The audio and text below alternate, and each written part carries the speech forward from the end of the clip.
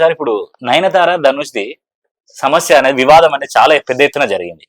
అది నిజంగా ఇప్పుడు కామైందా లేకపోతే ఇంకా బిగుసుకుపోయేలా ఉందా? కాబోతుంటే చాలా తప్పు దీంట్లో. నిజాయితీగా మాట్లాడితే ధనుషుది తప్పు. ధనుష్ది తప్పు. ఎందుకంటే నీ కోస్టార్ అమ్మాయి ఏదో తన సినిమాకి కోసం తన అడిగింది అనుకో, నువ్వు వీడు ఒక నీ కోస్టార్, తను ఒక లేడీ సూపర్ స్టార్.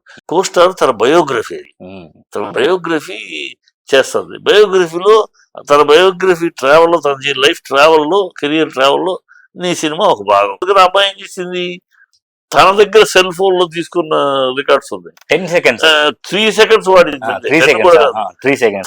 తన సెల్ ఫోన్ లో తీసుకున్న షార్ట్స్ లోంచి, తన దగ్గర ఉన్న షార్ట్స్ నుంచి ఒక 2 షాట్లు 3 సెకండ్లకు వాడింది. దానికి 10 కోట్లు కావాలని అడుగుతాడు.